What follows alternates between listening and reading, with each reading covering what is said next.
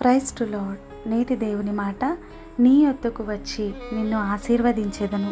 నిర్గమాకాండము 20వ అధ్యాయము 24వ వచనం. మన దేవుడు సకల ఆశీర్వాదములకు కారణభూతుడు. దేవుని పిల్లలముగా మన అందరం ఆశీర్వదించబడాలన్నదే దేవుని చిత్తం. ఆశీర్వాదమునకు వారసులమౌటకే మనం పిలువబడ్డామని, దేవుని చేత మనం అందరం ఆశీర్వాదం పొందిన వారమని బైబిల్ గ్రంథంలో పలుమార్లు మనం వింటున్నాం కదా. అయితే ఈరోజు నీవు అనుకోవచ్చు, దేవుని ఆశీర్వాదం నా జీవితంలో లేదు, దేవుని ఆశీర్వాదం నా కుటుంబంలో లేదు, దేవుని ఆశీర్వాదం నా వ్యాపారంలో లేదు అని ఒకవేళ నువ్వు అనుకుంటున్నావా? ఈరోజు దేవుడు నీతోనే మాట్లాడుతున్నాడు. ఈరోజు నీవు బ్రతికి ఉన్నావు అని అంటే దేవుడిచ్చిన ఆశీర్వాదమే. చక్కటి ఆరోగ్యాన్ని కలిగి ఉన్నావు అని అంటే దేవుడిచ్చిన ఆశీర్వాదమే.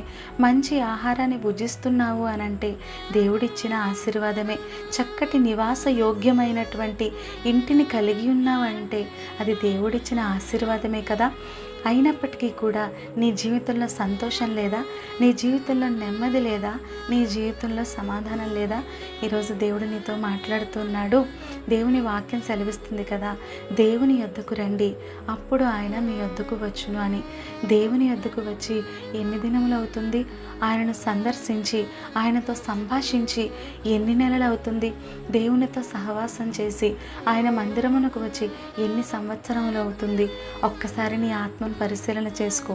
దేవుని సన్నిధికి వచ్చి ఈరోజే, ఈ క్షణమే నీవు ప్రార్థన చేసుకున్నట్లయితే దేవుడు నీ శాపాన్ని కొట్టివేసి నీ జీవితంలో చక్కటి ఆశీర్వాదాన్ని, అభివృద్ధిని అనుగ్రహింప చేయగలడు. నమ్మినట్లయితే ఈ క్షణమందే ప్రార్థనతో దేవునితో మాట్లాడు.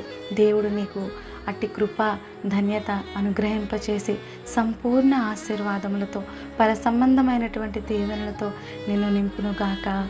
ఆమేన్.